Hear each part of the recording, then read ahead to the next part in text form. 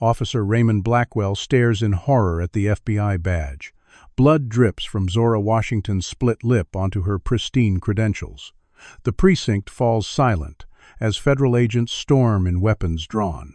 Too late, Raymond realizes he's become the centerpiece of something much bigger than a simple arrest gone wrong. Before we dive into this shocking story of justice and corruption, tell us where you're watching from in the comments below. Hit that like button and subscribe to see more stories of justice being served against those who abuse their power. How would you react if you discovered someone you just assaulted had the full weight of the federal government behind them? Let's find out what happens when a corrupt officer faces the consequences of his actions. The Memphis Police Department had its share of good officers, but Raymond Blackwell certainly wasn't one of them.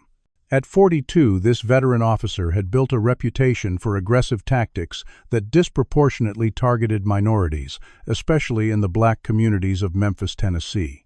His divorce 3 years ago had left him financially struggling with alimony payments and gambling debts, piling up faster than his police salary could cover. This financial pressure had pushed Raymond to cross lines that honest officers never would, taking bribes from local drug dealers for protection, planting evidence on innocent black citizens to meet arrest quotas, and participating in illegal, civil asset forfeitures that stripped resources from already struggling communities.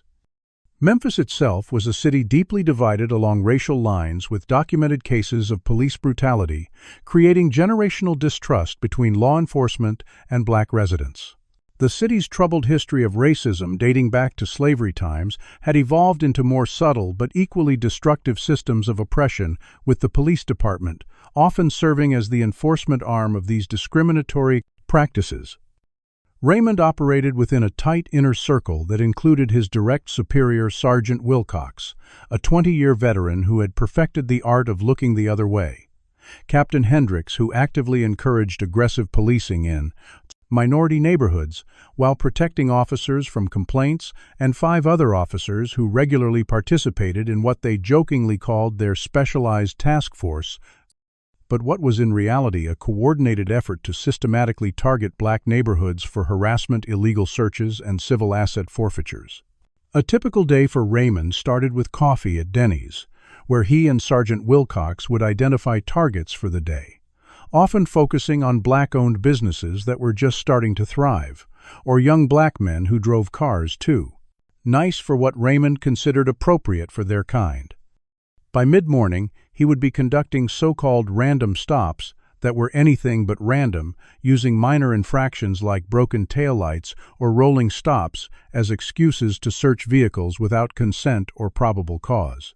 Afternoons might involve visiting business owners for protection money, making it clear that without these unofficial payments, police response times to their establishments might become disappointingly slow, or health and code violations might suddenly be discovered.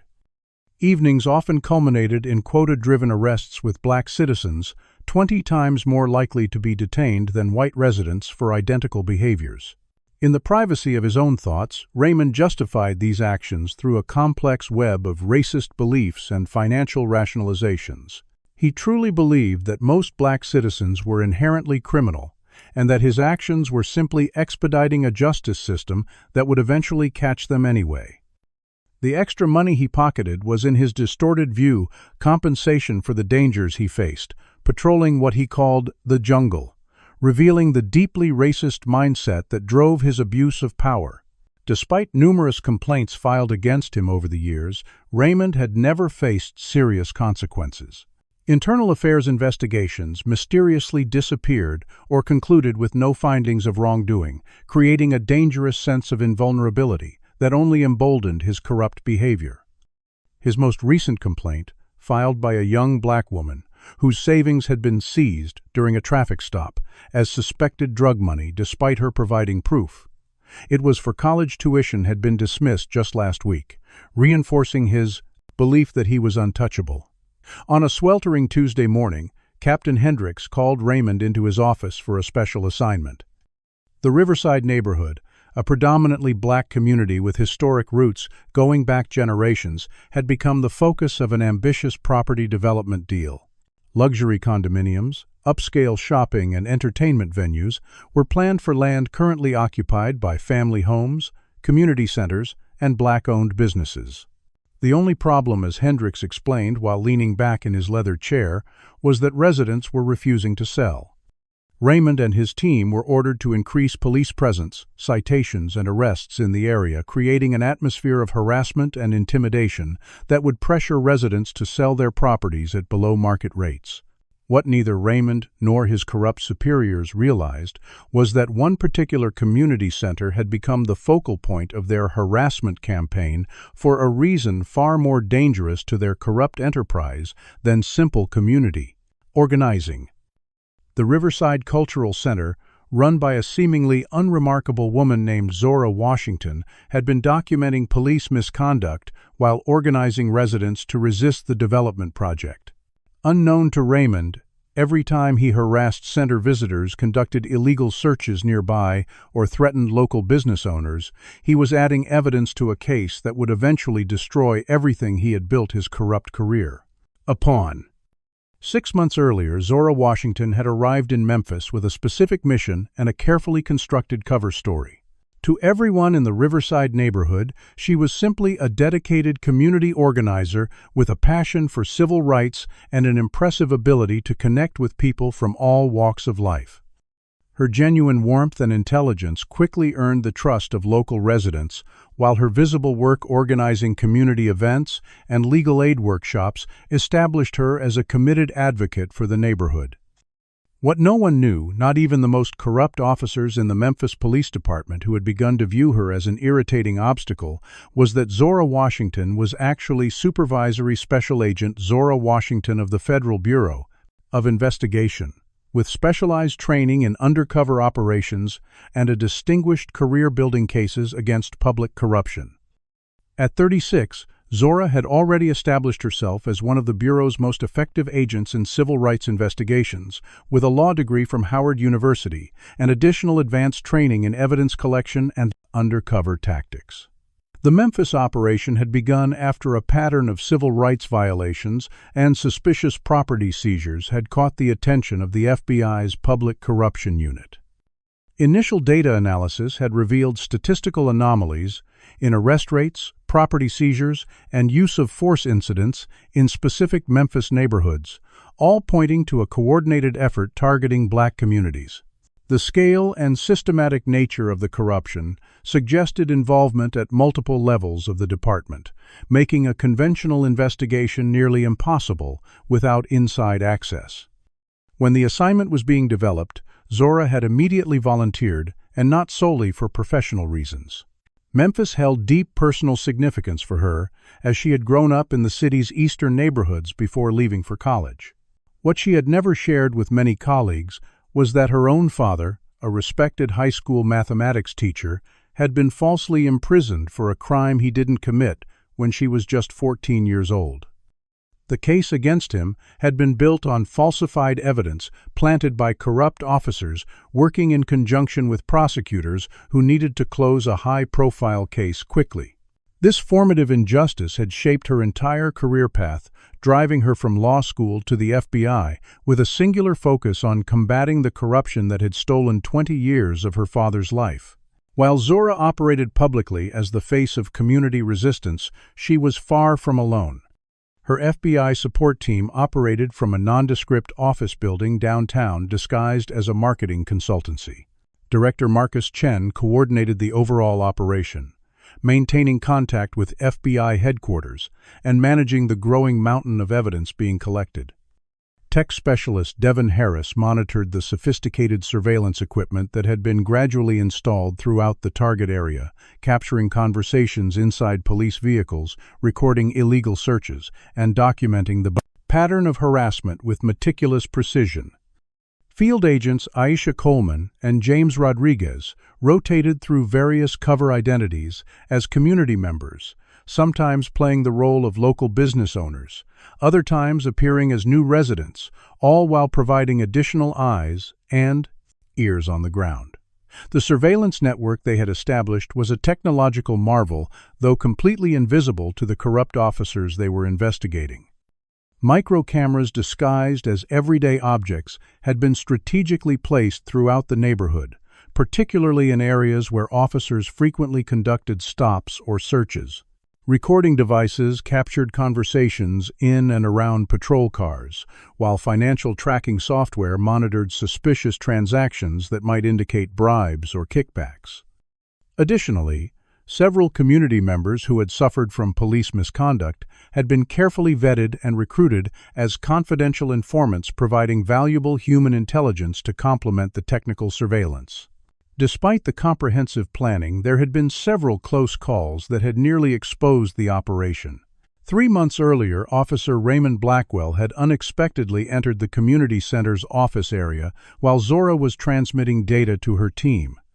She had barely managed to switch screens before he noticed, playing off his suspicion by offering him coffee and engaging him in conversation about an upcoming community festival, using her trained interpersonal skills to redirect his attention.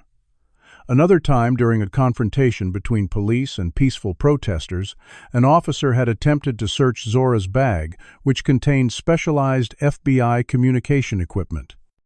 Only the timely intervention of community members creating a distraction had prevented the discovery of her true identity. The FBI's strategy went far beyond simply catching a few corrupt officers in the act.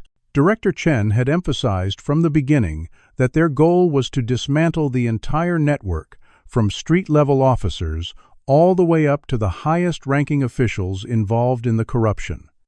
This required patience and a methodical approach to evidence gathering, ensuring that when they finally moved to make arrests, the case would be airtight and comprehensive. Already their evidence collection was substantial and damning. Audio recordings captured officers freely using racial slurs while discussing their tactics for targeting black residents. Video footage documented multiple instances of evidence planting during what were supposed to be routine traffic stops. Financial investigations had traced suspicious deposits to offshore accounts linked to several high-ranking officers, including Captain Hendricks and Police Commissioner Sullivan. Text messages between officers explicitly discussed harassment strategies aimed at forcing black residents to sell their properties to specific development companies. As Zora reviewed the evidence files each night in the secure room of her modest apartment, she felt both satisfaction at the case they were building and deep sadness at the confirmation of systematic racism within the police force of her hometown. The operation was approaching a critical phase, with developers increasing pressure on the Riverside neighborhood and corrupt officers escalating their tactics in response. What Zora couldn't know was that the confrontation that would ultimately break the case wide open was approaching faster than anyone had anticipated, and that it would test both her professional training and personal resolve in ways she couldn't have imagined. The unseasonably warm April afternoon had drawn hundreds of Riverside residents to the community center's outdoor plaza for what had been advertised as a neighborhood festival, but was in reality a cleverly disguised protest against the proposed development project.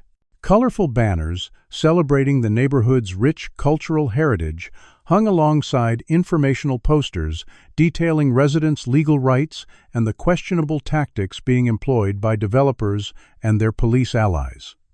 Children played in a bounce house, while their parents discussed resistance strategies and signed petitions demanding investigation into the suspicious timing of increased police activity coinciding with development pressures.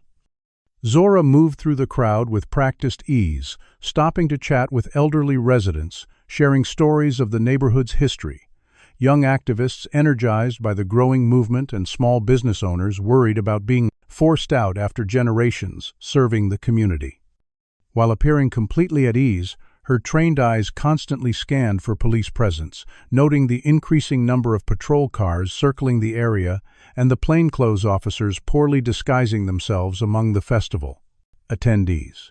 Her earpiece, disguised as a wireless music earbud, crackled softly with Devon's voice from the surveillance hub, "Heads up, Z.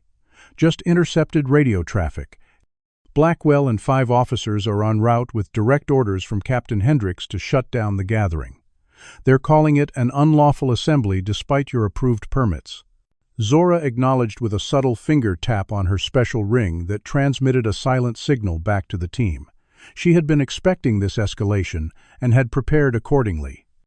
The confrontation that had been building for months was about to reach its climax, and everything was in place to capture it all as evidence.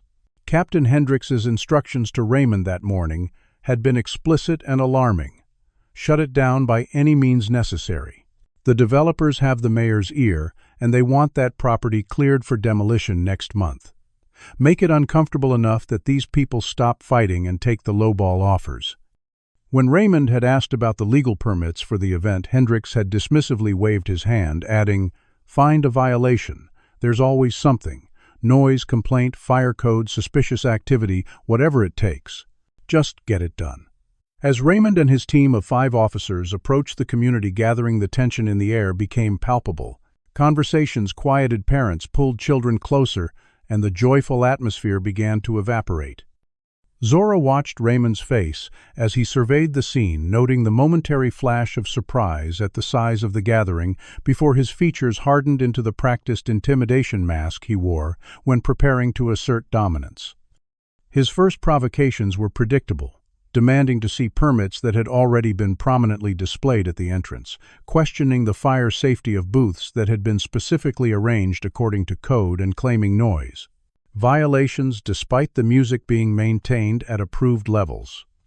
When these tactics failed to provide legitimate grounds for shutting down the event, Raymond and his officers began more aggressive measures, harassing attendees for identification, conducting pat-downs on young black men without cause, and confiscating cell phones from anyone attempting to record their actions. Throughout these escalations, Zora maintained her cover while strategically positioning herself to document everything.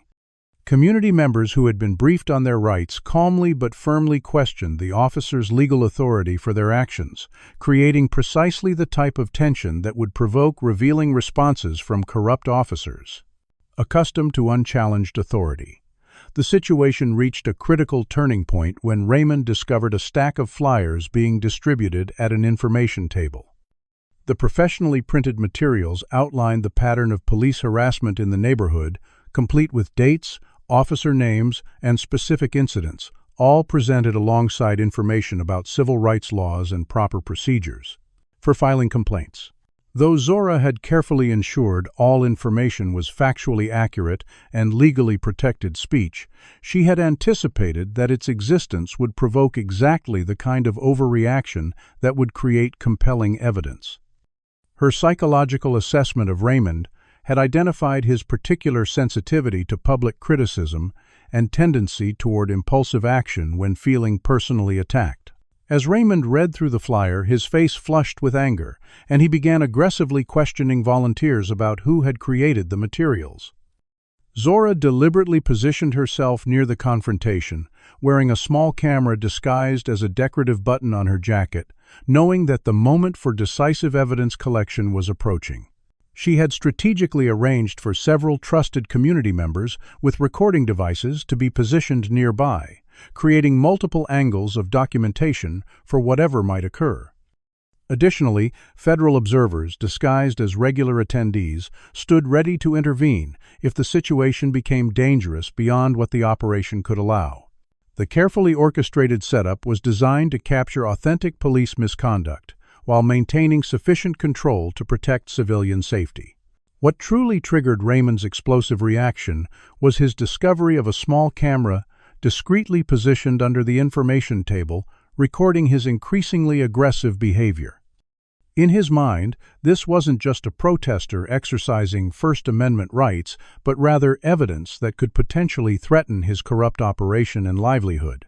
His immediate assumption was that Zora was simply an activist, documenting police behavior the type he had intimidated into silence many times before. The rage that transformed his face told Zora that the confrontation they had been building evidence toward for months was about to occur, and everything was in place to capture it. Do you think corrupt officers like Raymond should face harsher penalties than regular citizens when they break the law? Comment number 1. If you believe police should be held to a higher standard due to their position of power or number. 2.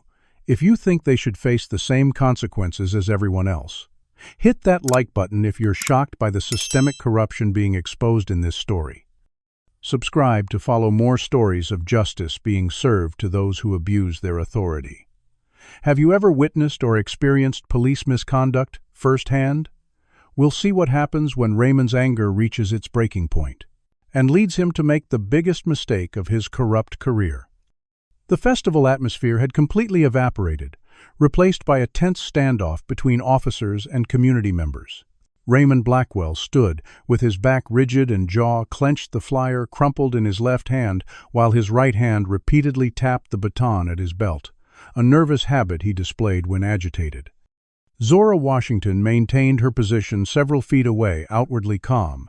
Despite the escalating situation, her FBI training allowing her to present a composed exterior, while her mind rapidly assessed multiple potential scenarios and outcomes. Raymond's attention had fixated on the small camera he had discovered, and his eyes darted between it and Zora, who he had correctly identified as a central figure in the community resistance, but incorrectly assessed as merely a civilian activist. The confrontation exploded with startling suddenness when Raymond strode directly toward Zora, his face contorted with anger that had been building throughout weeks of frustration as the neighborhood continued to resist the development plans, despite escalating police pressure.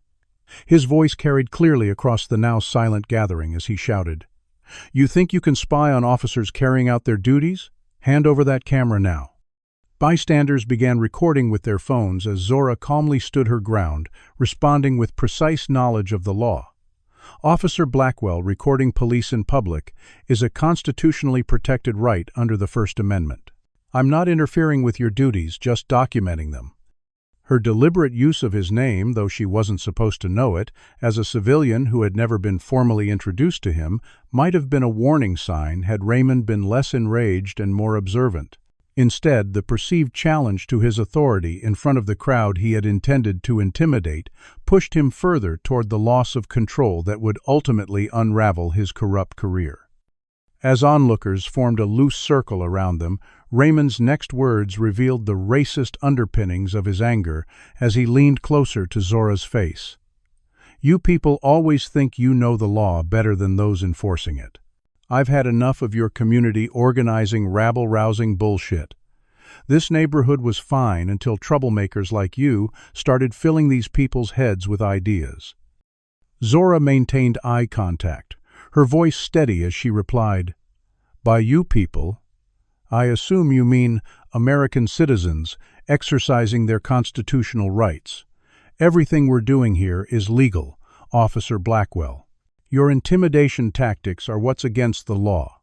It was this calm defiance, this refusal to be intimidated, that finally broke Raymond's already tenuous self-control.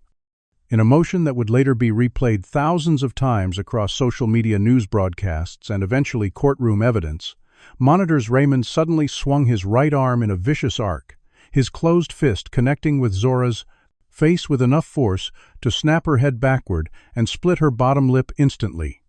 The sound of the impact created a collective gasp from witnesses, followed by shouts of alarm and anger. Blood immediately began flowing from Zora's split lip, a thin crimson line trickling down her chin as she regained her balance. What Raymond couldn't understand in that moment of blind rage was why she hadn't fallen or even stepped backward from the force of the blow. Unknown to him, Zora's extensive FBI training included absorbing physical strikes while maintaining position, a skill that now served the dual purpose of protecting her from worse injury while maximizing the evidentiary value of the close-em assault. In the split second before the punch landed, Zora had made the calculated decision to take the hit rather than defend herself, which she was more than capable of doing with her advanced combat training. This deliberate choice served multiple strategic purposes for the investigation, though it came at the cost of physical pain and potential injury. By allowing the assault to occur and be recorded from multiple angles, she was securing irrefutable evidence of police brutality that could not be explained away as resistance being misinterpreted or an officer fearing for his safety. The impact of the punch was both physical and psychological for Zora, the sharp pain radiating from her jaw, mixing with the emotional weight of being assaulted for simply asserting constitutional rights, an experience shared by countless Black Americans who lacked her position and power to seek justice. Even with her training, the force of the blow temporarily disoriented her, her vision blurring momentarily as the metallic taste of blood filled her mouth. Yet her strategic mind remained focused on the operation, recognizing that this assault was the definitive evidence they had been building toward for months of investigation. The crowd's reaction was immediate and powerful. Dozens of phones recording the incident from various angles. Community members shouting in outrage, some moving toward Zora protectively, while others backed away in fear of further police violence. Several of Raymond's fellow officers, recognizing the severity of what had just occurred in front of numerous witnesses, looked uncertain about how to proceed their expressions, revealing the internal calculation of whether to support their colleague or distance themselves from his actions. Officer Jenkins, a newer addition to the force who had reluctantly participated in some of the harassment activities under pressure from senior officers, actually took several steps backward, unwilling to be associated with such a clear case of assault. Raymond, momentarily shocked by his own action but unwilling to show remorse or uncertainty, quickly shifted to justification mode, shouting, "She was resisting a lawful order to surrender evidence of a crime." This transparent attempt to reframe his assault as a justified use of force against resistance was undermined by the dozens of recordings already capturing the entire interaction. What truly confused Raymond, however, was Zora's reaction. Instead of crying out, falling down, or responding with panic, as many assault victims would, she simply straightened her posture, wiped the blood from her lip with calculated calmness, and maintained unwavering eye contact with him.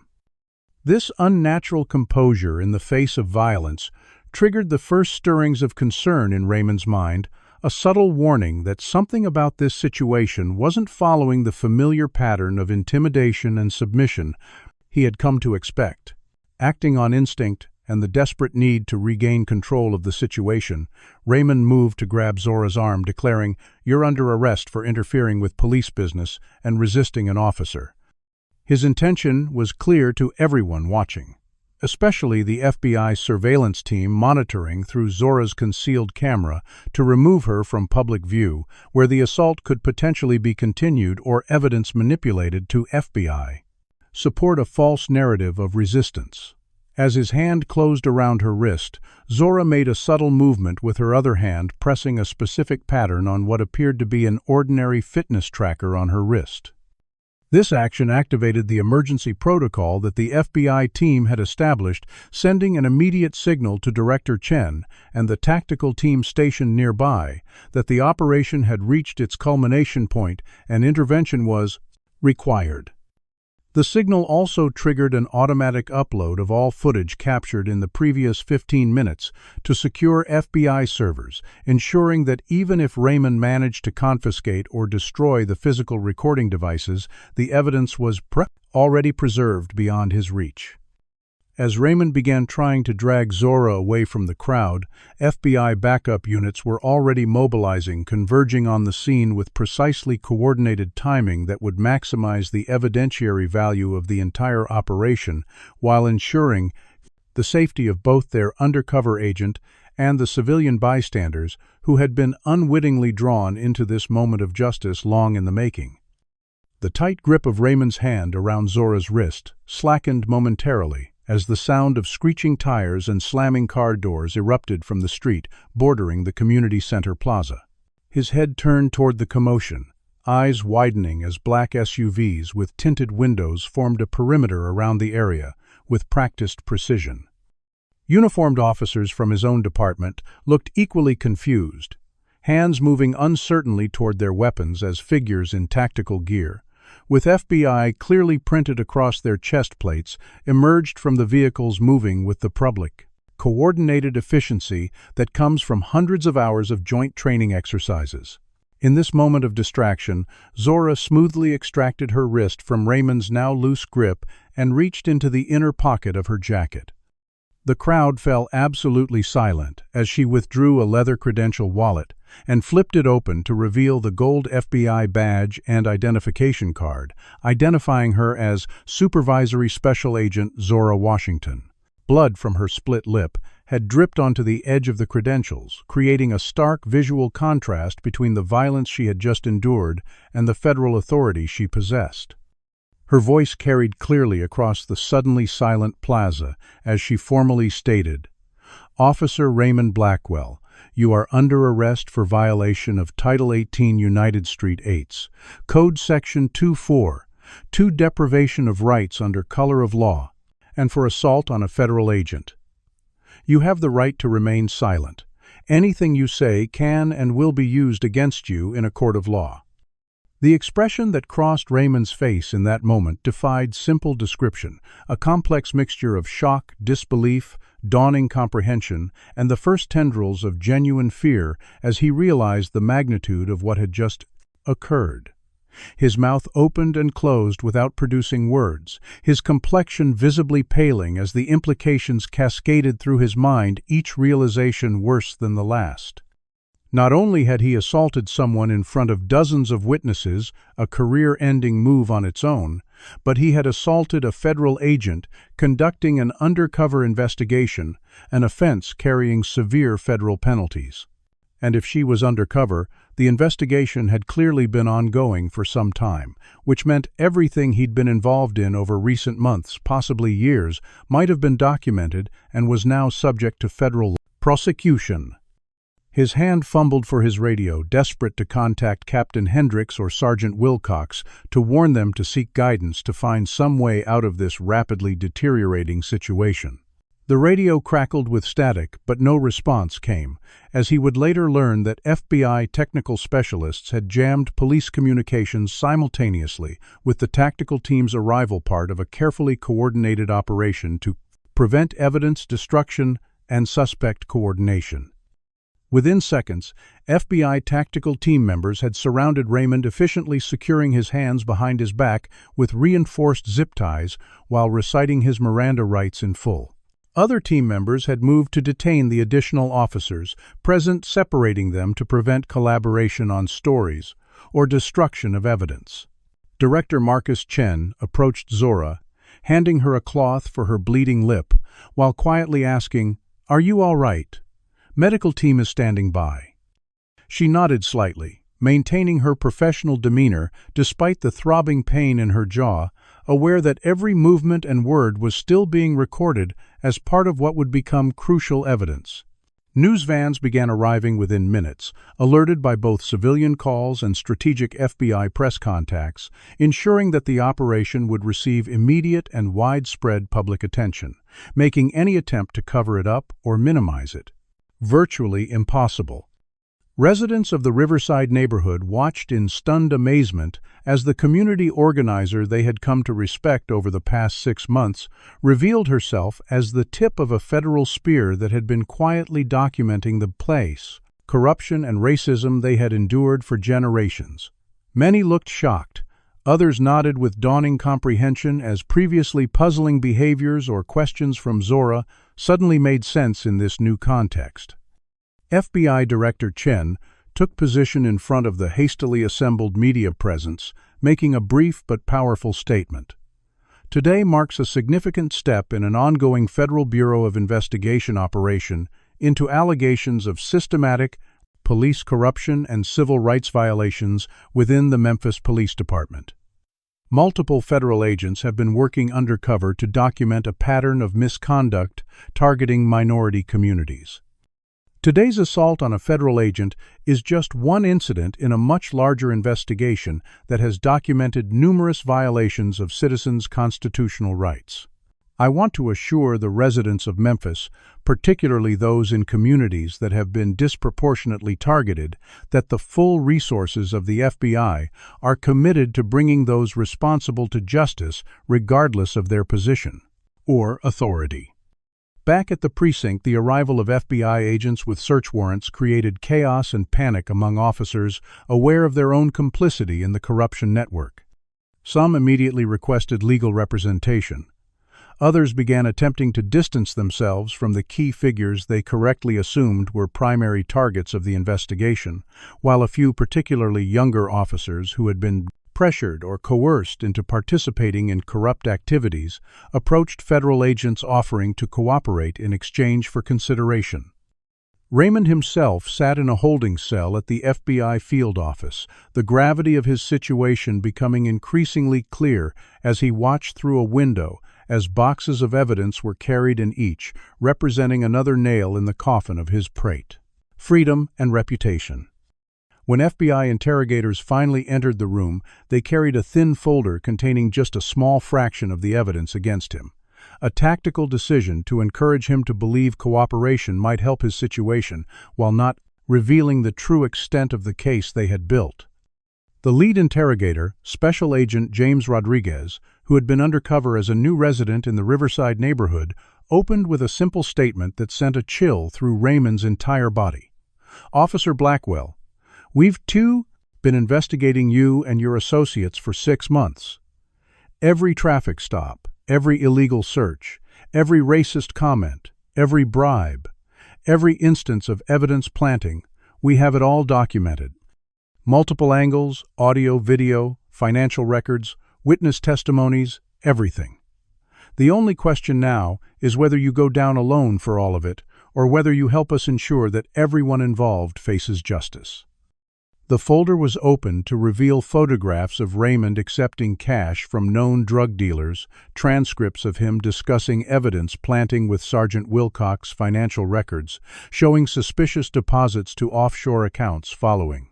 Arrests of wealthy suspects and screenshots from body camera footage showing him using racial slurs during encounters with black citizens. As the evidence mounted before his eyes, Raymond's shoulders slumped the defiant posture he had maintained throughout his career, finally crumbling under the weight of irrefutable documentation of his corrupt activities. By evening, the story had become national news, with footage of the assault playing on every major network and spreading rapidly across social media platforms.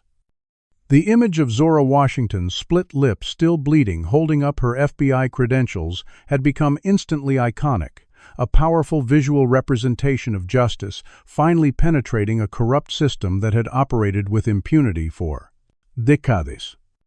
In neighborhoods across Memphis, particularly those that had suffered most under corrupt policing practices, residents gathered in homes and community spaces, watching the coverage with a complex mixture of emotions, validation, that their experiences were finally being acknowledged, cautious hope that genuine change might follow, and the bittersweet recognition that it had taken federal intervention to address injustices that local authorities had not only ignored but actively perpetuated.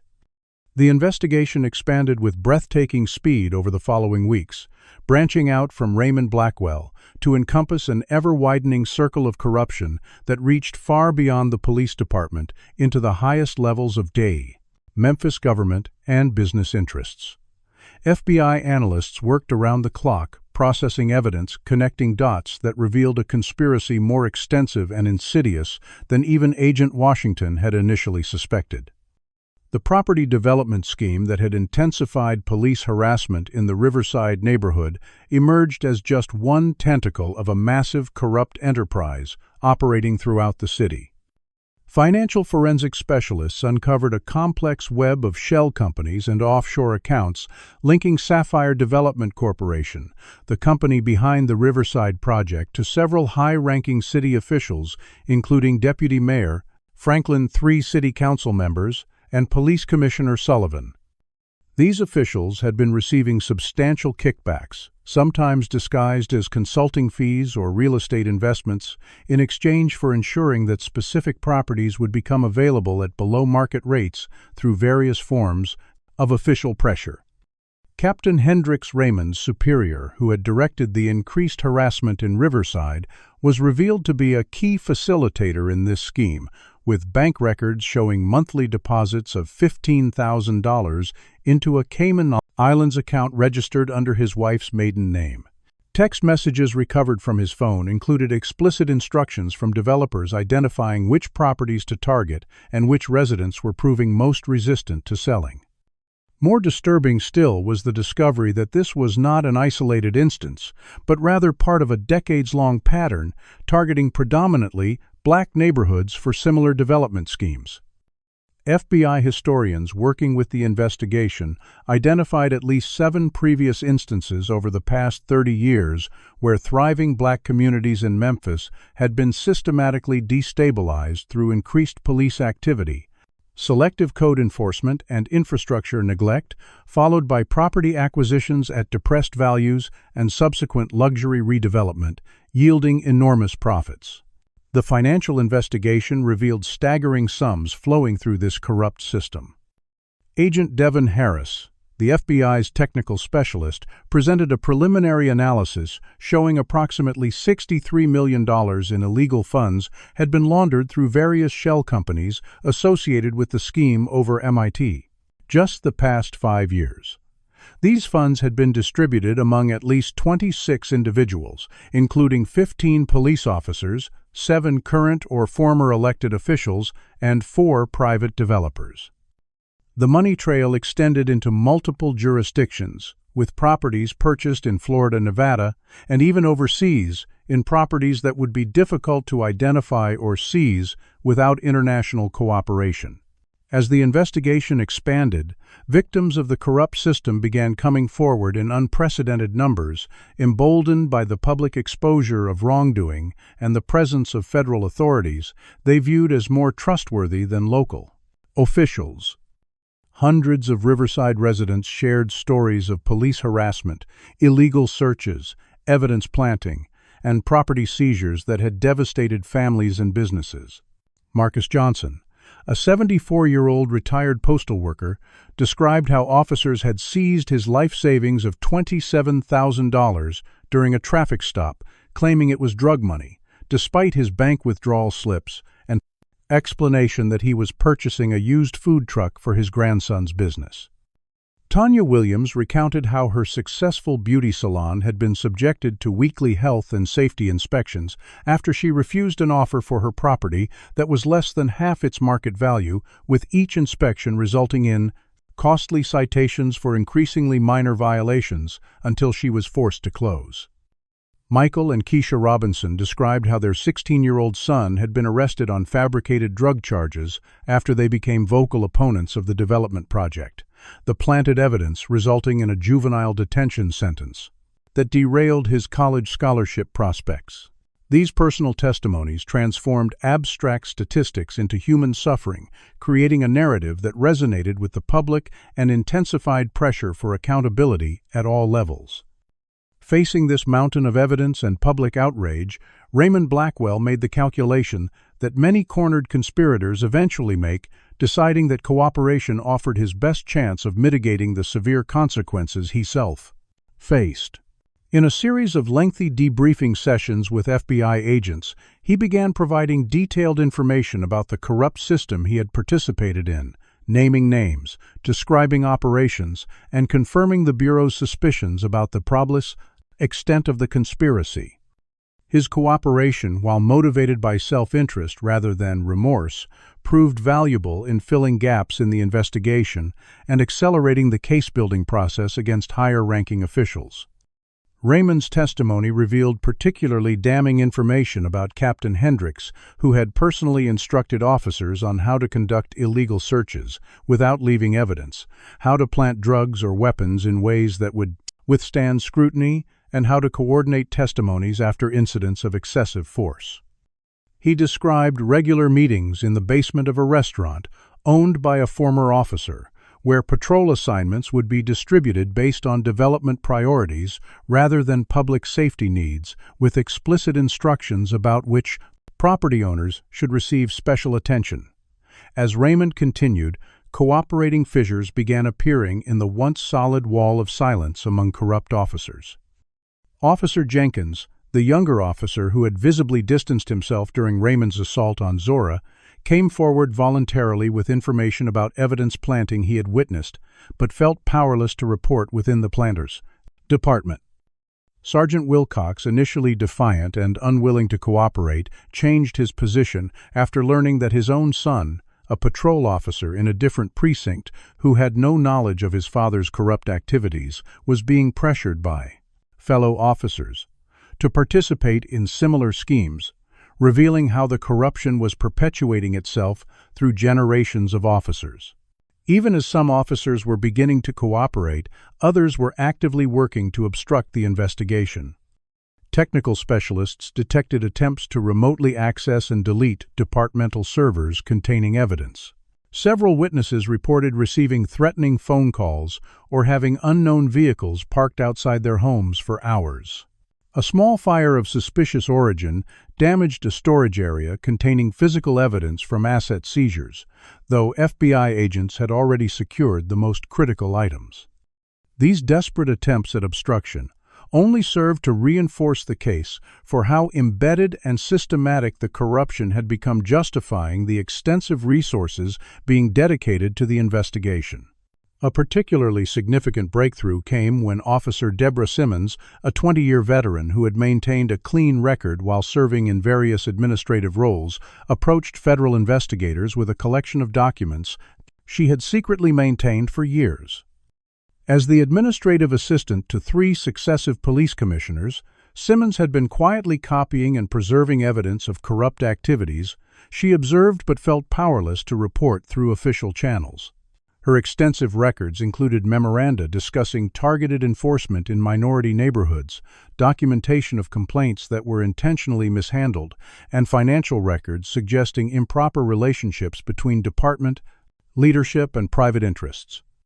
When asked why she had finally come forward after years of silence, Simmons simply stated, "I watched that video of Agent Washington standing there with blood on her face, still doing her job, still fighting for what's right. If she can take a punch for justice, I can risk my pension." Do you believe there are more Officer Simmons in police departments across America? Good officers who remain silent out of fear or institutional pressure. Comment number 1. If you think most officers want to do the right thing but are constrained by corrupt systems. Or number 2, if you believe the problems are more deeply rooted in police culture itself. Like this video if you support federal investigations into systematic police corruption and subscribe to follow this shocking story to its conclusion. Have you noticed how corruption often extends beyond individual bad actors to implicate entire systems of power? Let's see how this explosive investigation continues to unravel the deep web of corruption that has victimized an entire community for decades. 3 weeks after the assault that had exposed the corruption network, Zora Washington sat in a community healing circle at the Riverside Cultural Center, the same building where she had worked undercover for 6 months. The bruising around her jaw had faded from dark purple to a yellowish tinge, and the split in her lip had mostly healed, leaving only a small mark that doctors assured her would eventually disappear completely. The physical recovery had been straightforward, but the emotional processing was more complex, layers of professional satisfaction at a successful operation intertwined with personal connections to the community she had become genuinely part of during her undercover work. Around her sat 20 community members who had been directly impacted by police corruption, each sharing their story in turn, their expressions reflecting the complex emotions that came with finally being heard and validated after years of suffering in silence. Zora had insisted on participating in this community healing initiative, despite the objections of some FBI colleagues who worried about maintaining professional distance. In her view, the human impact of corruption was equally important to acknowledge as the legal consequences, particularly for Black communities with historical reasons to distrust both law enforcement and temporary promises of reform. Elder Josephine Taylor, a 79-year-old community matriarch whose grandson had been falsely imprisoned on planted evidence, reached across the circle to take Zora's hand, saying, "When you first came here, some of us were suspicious, thinking you were too educated, too polished, to really understand our struggles. Now we know you understood better than anyone because you've lived with the same pain." The elder was referring to a personal detail Zora had finally shared with the community, that her own father had been a victim of corrupt policing in Memphis 20 years earlier. This revelation had transformed how many community members viewed the federal intervention, no longer seeing it as outsiders swooping in, but as a daughter of Memphis returning to heal wounds that had affected her own family. While Zora participated in community healing, Raymond Blackwell experienced a very different kind of transformation within the federal detention center where he awaited trial. The former officer had been placed in protective custody due to the danger he faced from both general population inmates who might target a former police officer and from potential co-conspirators who might want to silence him. This isolation gave him unwanted time to reflect on the total collapse of his life, career, and self-image. His ex-wife had publicly denounced him in a television interview, stating that his racism and corruption had been major factors in their divorce. His teenage children had requested no contact, their social media accounts filled with statements distancing themselves from their father's actions. Former colleagues, even those not implicated in the investigation, avoided any association with him, fearful that the taint of corruption might spread to them through connection. The protective isolation also forced Raymond to confront the humanity of those he had victimized in ways he had previously avoided. Without the reinforcement of like-minded colleagues or the daily performance of his corrupt practices, the carefully constructed justifications for his actions began to crumble. During his third week in detention, he received a letter from Marcus Johnson, the elderly man whose life savings he had seized, not expressing hatred, but rather describing in simple, powerful language how that action had destroyed his grandson's business opportunity and forced him to postpone retirement by 5 years. The letter contained no accusations or demands, just a straightforward accounting of consequences that Raymond found more devastating than any angry condemnation. Throughout the Riverside community, a remarkable transformation was taking place as residents experienced what many described as their first taste of genuine empowerment against systemic oppression. Community meetings that had once focused on strategies for enduring harassment now centered on visions for neighborhood development controlled by residents themselves. Local business owners who had been on the verge of closing due to targeted enforcement reported immediate relief from harassment, allowing them to begin recovery and expansion. Youth who had learned to keep their heads down and avoid eye contact with police were standing taller, organizing community patrols and improvement projects with a new sense of ownership over their neighborhood's future. The media narrative around the case had evolved significantly from initial reports of a single corrupt officer to in-depth investigations of systemic racism in policing. National news programs ran special segments examining similar patterns in other cities, questioning whether Memphis was unique or merely the place where corruption had finally been exposed. Public discourse about police reform gained new urgency and specificity, moving beyond abstract concepts to concrete examples of how corruption functioned and what accountability might actually require. Local Memphis news outlets, initially hesitant to challenge powerful police and political interests, found courage in numbers as multiple channels began investigating aspects of the case, competing for new revelations and interviews with proven victims. As the public narrative evolved, Zora found herself processing her own complex emotional responses to the operation and its aftermath. During a private therapy session mandatory for agents after traumatic incidents, she finally allowed herself to acknowledge the fear she had felt in the moment before.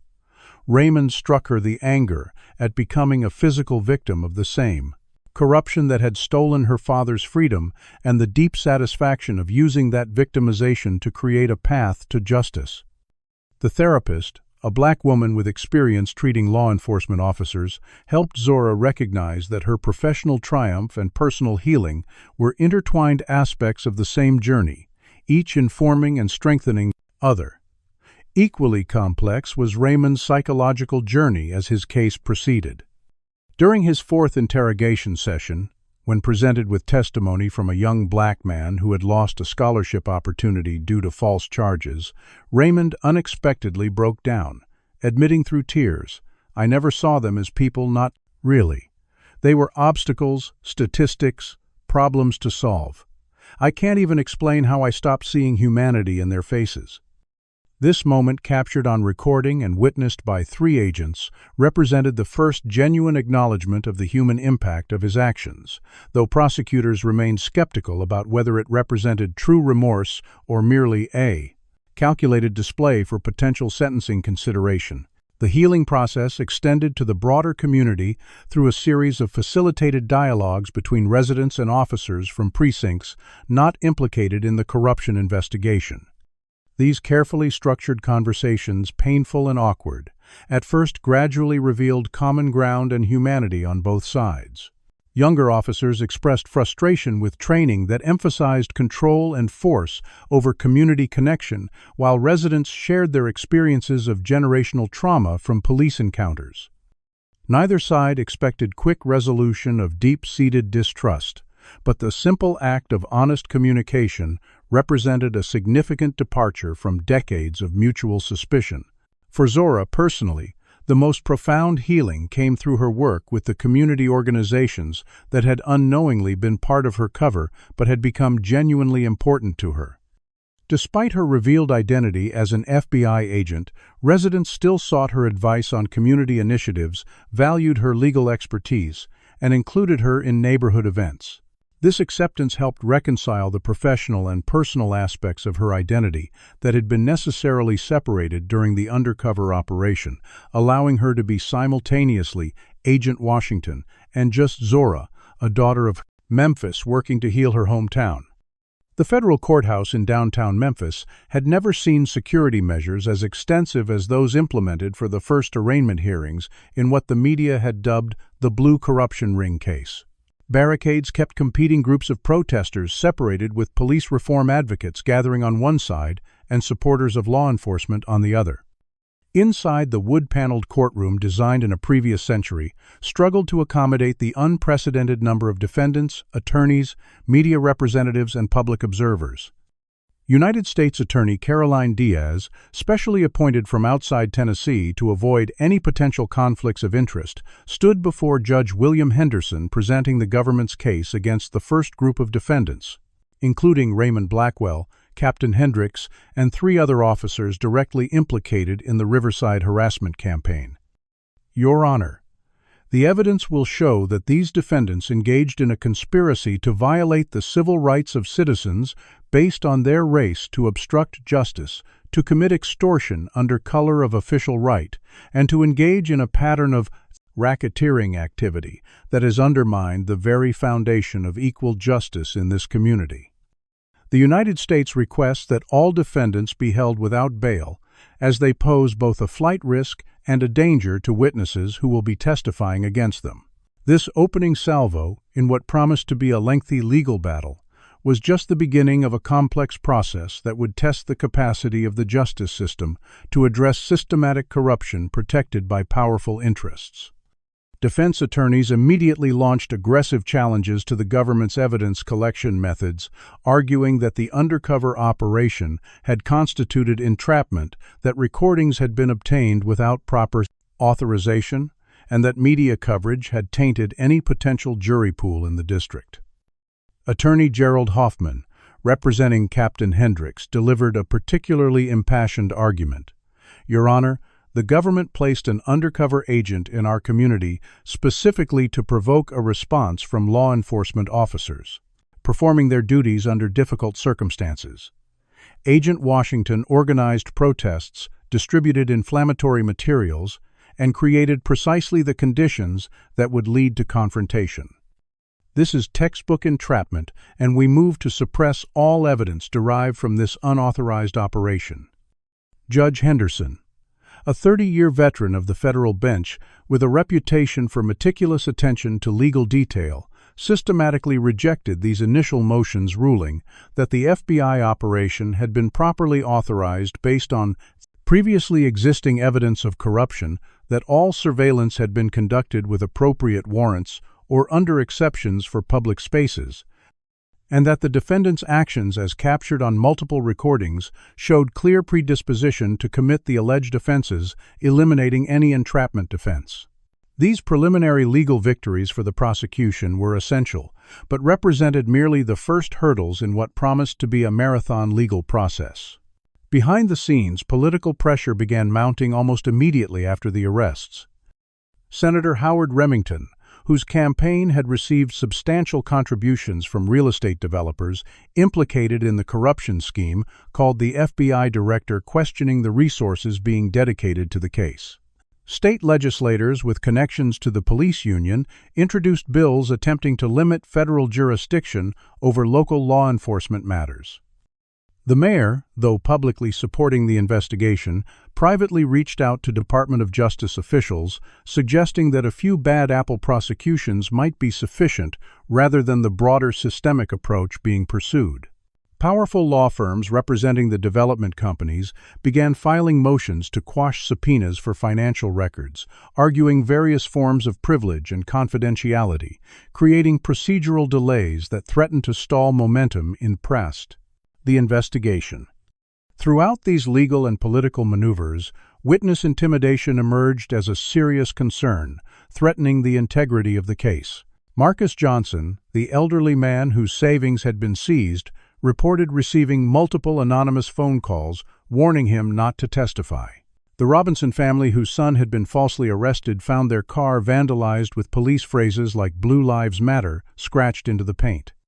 Even potential witnesses within the police department reported subtle and not-so-subtle pressures, with schedule changes, undesirable assignments, and social ostracism used to send clear messages about the consequences of cooperation. The FBI responded by implementing an extensive witness protection program, relocating key witnesses to secure locations, providing round-the-clock security for others, and establishing anonymous reporting channels for intimidation attempts. Agent Washington worked directly with vulnerable community witnesses, her personal connection helping to maintain their commitment to testifying despite the pressures they faced. As media coverage intensified, a sophisticated public relations battle unfolded alongside the legal proceedings. Police union representatives appeared on television, arguing that a few mistakes by individual officers were being used to demonize an entire department of dedicated public servants. Carefully selected officers with clean records were highlighted in human interest stories, emphasizing the dangers and difficulties of policing high-crime areas. Conservative media outlets began questioning the racial motivations behind the investigation, suggesting that white officers were being targeted because of their race rather than their actions. The prosecution team and FBI Public Affairs Office countered with their own media strategy, releasing carefully selected portions of evidence that demonstrated the systematic nature of the corruption without compromising future trial proceedings. Community victims were prepared for media appearances with support from professional communications consultants, ensuring their stories were presented effectively and humanely. Civil rights organizations contributed expertise and historical context, connecting the current case to patterns of police abuse and corruption that had targeted Black communities for generations. Public opinion polls showed Memphis residents deeply divided along racial lines regarding the investigation, with 78% of Black residents strongly supporting the federal intervention, while only 36% of white residents felt the same, revealing the persistent racial divide in perceptions of policing and justice. As pretrial proceedings continued, Raymond Blackwell's decision to cooperate with prosecutors created significant strategic advantages for the government's case, but also introduced complications.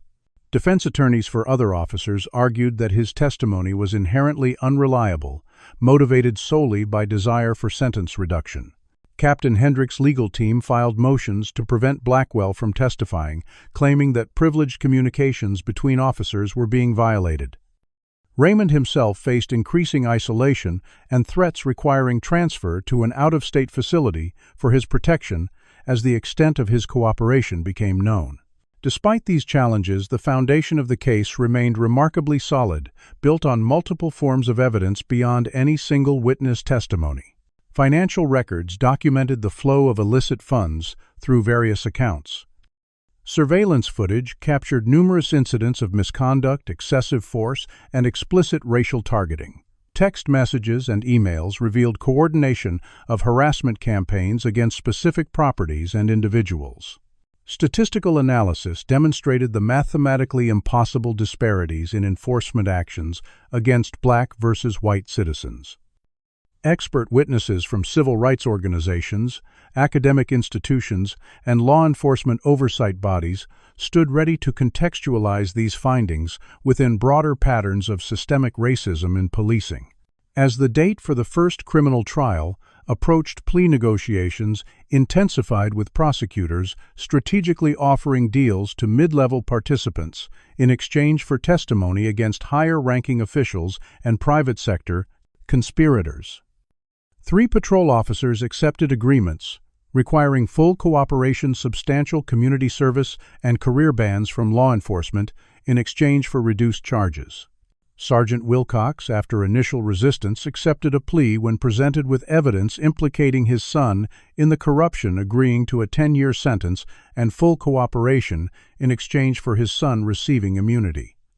These agreements strengthened the prosecution's position, but also increased pressure on the remaining defendants, who recognized their diminishing options as former colleagues turned against them.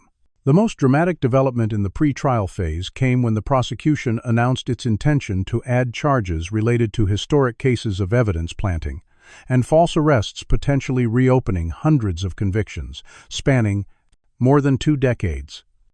This expansion of the case's scope sent shockwaves through the legal system, raising profound questions about how to address the massive human impact of years of corrupt policing. Prosecutors, defense attorneys, and judges all recognized that traditional case-by-case review processes would be overwhelmed by the volume of potentially tainted convictions, requiring innovative approaches to delivering belated justice to hundreds or even thousands of victims of corruption. As jury selection finally began for the first trial, focusing on Raymond Blackwell and his direct actions, including the assault on Agent Washington, the fundamental question hanging over the proceedings extended far beyond the guilt or innocence of individual officers. Could a justice system that had allowed corruption to flourish, unchecked for decades, actually deliver meaningful accountability and reform? The answer would depend not just on the legal proceedings themselves, but on the willingness of institutions and communities to confront deep-seated patterns of racism and abuse of power that had shaped the down of cities' approach to policing, property, and the value of black lives.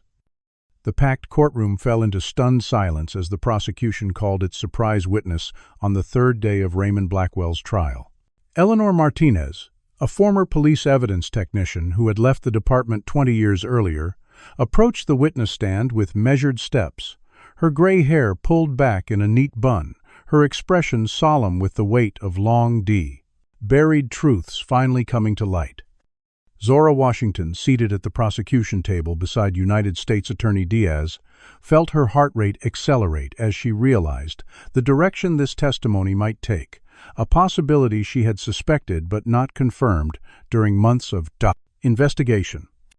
Martinez was sworn in and began recounting her role in the evidence processing for a case 20 years earlier, a high-profile robbery at a downtown jewelry store that had resulted in the conviction of a respected high school mathematics teacher named James Washington. Her testimony described in meticulous detail how Officer Raymond Blackwell, then a rookie under the mentorship of Captain Hendricks, had brought in evidence linking Washington to the crime evidence she had found suspicious at the time due to its pristine condition despite supposedly being recovered from a dumpster. I noted my concerns in the evidence log. Martinez testified, her voice steady despite the gravity of her statements, but the next day found my notes had been removed and replaced with standard processing documentation signed with my name, but not in my handwriting. When I raised concerns with my supervisor, I was transferred to night shift filing, effectively removing me from active evidence processing. 6 months later, I left the department altogether. As Martinez continued, the prosecution entered into evidence her personal journal from that period, maintained in violation of department policy, but now crucial documentation of a decades-old injustice. The journal detailed specific conversations, dates, and actions surrounding the Washington case, including direct quotes from Blackwell, bragging about how they had finally caught one of these uppity college types who thought they were better than everyone else. The racial undertones were unmistakable, as were the implications that the case had been deliberately fabricated to achieve a high-profile conviction of a respected black professional. Zora sat motionless, her legal training allowing her to maintain a professional demeanor despite the emotional earthquake occurring within her, as she listened to the methodical dismantling of the case that had sent her father to prison for nearly 2 decades of her life. The connection that had remained theoretical during the investigation was now being confirmed. In explicit detail, the corrupt officer she had been pursuing for civil rights violations was the same man who had destroyed her family through the poppert. Fabricated evidence 20 years earlier. When Martinez completed her testimony, Judge Henderson called for a 15-minute recess, recognizing the dramatic impact of these revelations on the proceedings. During this break, Raymond Blackwell sat with his head bowed, avoiding eye contact with anyone in the courtroom, particularly Zora Washington, whose presence across the room had taken on entirely new significance in light of Martinez's testimony. When court resumed, the prosecution called its next witness, James Washington himself, now 64 years old. The 20 years in prison, evident in his prematurely aged appearance, and the careful, measured way he moved after decades of physical labor in prison facilities. As he walked to the witness stand, his eyes briefly met his daughter's decades of shared pain passing between them in a moment more powerful than words could express. His testimony was brief but devastating, describing the life destroyed by his wrongful conviction, the teaching career ended, the family separated, the dignity stripped away by a system that had valued a quick conviction over justice. Throughout his testimony, he never raised his voice or expressed anger, his calm dignity serving as its own indictment of the corrupt system that had robbed him of so much. Following these testimonies, in a procedural move rarely seen in federal trials, United States Attorney Diaz requested permission for the FBI case agent Zora Washington to make a direct statement to the defendant, citing the unique personal connection revealed by the evidence. After consideration and over defense objections, Judge Henderson granted this unusual request, recognizing the extraordinary circumstances of the case. Zora approached the podium, standing directly across from Raymond, whose eyes remained fixed on the table before him. Her voice calm and measured, despite the emotion surely churning beneath the surface, filled the silent courtroom. Officer Blackwell, I want you to understand the full impact of what your corruption has meant. When you planted evidence on my father 20 years ago, you didn't just send an innocent man to prison. You took a daughter's father away during her formative years. You took a dedicated teacher away from hundreds of students who needed his guidance. You destroyed a marriage, a career, and a reputation built over decades of service to this community. You did this not for money or advancement, but simply because he was a black man who represented everything you resented, educated, respected, and unwilling to show the deference you felt entitled to. What you could never have anticipated is that the daughter who lost her father would grow up to become the agent who would expose your corruption. That every moment of my training, every case I worked, every sacrifice I made to become an FBI agent was fueled by the injustice you perpetrated against my family. 20 years ago, you thought you were simply putting another black man in prison. Today, you need to understand that your racism and corruption didn't just destroy lives, it ultimately created the instrument of your own downfall. The courtroom remained absolutely silent as she returned to her seat. Raymond finally looking up, his face ashen, as the full circle of consequences became unavoidably clear to him. The following day, in a move that shocked even the prosecution team, Raymond Blackwell changed his plea to guilty on all counts and requested the opportunity to make a full statement to the court. What followed was not the calculated performance aimed at sentence reduction that many expected, but rather a complete breakdown of the psychological defenses he had maintained throughout his career. For nearly an hour, he detailed his involvement in corruption with a level of candor rarely seen in criminal proceedings, admitting to decades of targeting black citizens based on deep-seated racial hatred rather than mere financial opportunism.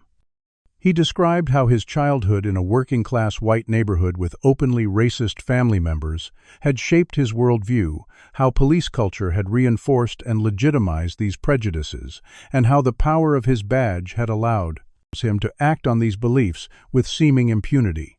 He acknowledged specific victims by name, including James Washington, accepting full responsibility for the lives damaged or destroyed through his actions. His final words, delivered through tears, offered no excuses. "I cannot undo what I've done. I cannot give Mr. Washington back his 20 years. I cannot erase the pain I've caused. I can only say that through this process for the first time I've been forced to see the humanity in the people I spent my career treating as less than human. It shouldn't have taken federal prosecution for me to recognize this basic truth, and that failure is the greatest indictment of who I've been." The impact of Raymond's confession and subsequent cooperation reverberated throughout the remaining cases, creating a cascade effect as other defendants reassessed their positions. Captain Hendricks, facing the prospect of Raymond's testimony, combined with overwhelming documentary evidence, accepted a plea agreement carrying a 25-year sentence. Police Commissioner Sullivan negotiated a deal requiring his cooperation against political figures involved in the corruption scheme. Deputy Mayor Franklin and 2 city council members resigned ahead of their indictments, signaling their intention to cooperate with prosecutors. The comprehensive nature of the conspiracy's unraveling created unprecedented opportunities for systemic reform. Judge Henderson, recognizing the historic significance of the case, took the unusual step of establishing a consent decree oversight committee with actual enforcement authority, comprised of community members, civil rights attorneys, and law enforcement reform experts. The decree mandated fundamental changes in department policies, including civilian oversight with subpoena-power body camera requirements, with strict compliance enforcement, elimination of arrest and citation quotas, and redistribution of SELDER. Seized assets to affected communities rather than police department budgets. The City Council, under intense public pressure and with several corrupt members removed, passed legislation establishing the strongest police accountability measures in the nation, creating a civilian review board with actual disciplinary placement, authority, and implementing hiring reforms designed to build a police force that reflected the demographic makeup of the community it served. The Riverside neighborhood, the initial focus of the corrupt development scheme, successfully organized to block the exploitative project that would have displaced hundreds of families. With legal assistance from civil rights organizations and funding from community development grants, residents established a community land trust, ensuring long-term affordable housing and locally owned businesses. The former headquarters of the corrupt police precinct, closed as part of the department reorganization, was symbolically repurposed as a community justice center, providing legal assistance, advocacy, training, and support services for victims of systemic discrimination. Perhaps the most profound personal resolution came 6 months after the trials concluded, when James Washington received his official exoneration in a courtroom ceremony attended by city officials, media representatives, and dozens of his former students. The state's attorney formally apologized for the wrongful conviction. A judge expunged all records of the case, and the mayor presented him with a settlement agreement providing substantial financial compensation for his 20 years of wrongful imprisonment. After the ceremony, James and Zora Washington announced the establishment of the Washington Justice Initiative, a foundation dedicated to investigating potential wrongful convictions and supporting police reform efforts nationwide, with Memphis serving as its first success story, an ongoing model for change. During the Foundation's launch event held at the Riverside Cultural Center, where Zora had worked, undercover father and daughter stood together at the podium, their journey from victims of injustice to architects of reform, embodying the quadruple potential for transformation even within deeply flawed systems. James Washington. His voice, strong, despite all he had endured, addressed the gathered community members, journalists, and reform advocates. 20 years ago, corruption took away my freedom, but it could not take my dignity or my faith that justice would eventually prevail. Today, I stand before you not just as a man exonerated, but as part of a movement that will ensure what happened to me cannot happen to future generations. The path to justice is long, and we have only taken the first steps, but we move forward together, determined that the power of truth and community will overcome the forces of corruption and hatred. As the Washington Justice Initiative began its work, its impact extended far beyond Memphis, with similar investigations launched in police departments across the country and reform legislation introduced at state and federal levels. What had begun with a corrupt officer's punch aimed at silencing community resistance had culminated in a national movement for accountability and transformation, proving that systems built on injustice, no matter how entrenched, could be dismantled when confronted with the combined forces of federal authority, community resilience, and the unstoppable determination of those who had experienced injustice firsthand and refused to accept its continuation. What would you do if you discovered that someone who wronged you in the past was still causing harm to others today?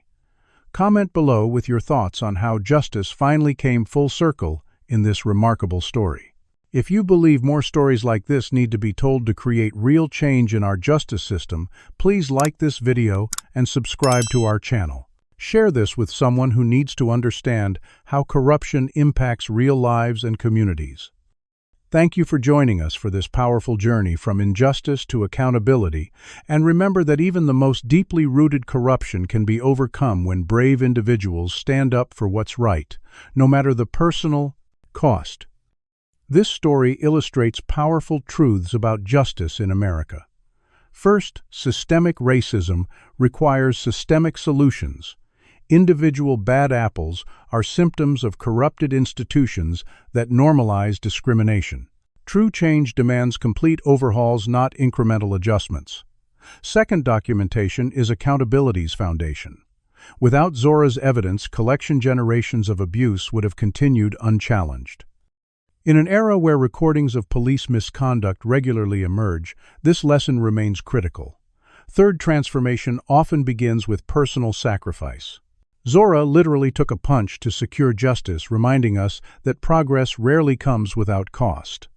Fourth, victims of injustice can become its most effective challengers. Zora's experience with her father's wrongful conviction shaped her into the perfect agent to dismantle the system that harmed her family. Fifth, justice sometimes comes full circle in unexpected ways.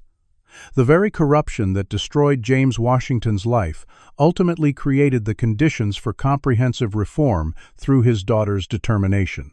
Finally, community solidarity multiplies individual power.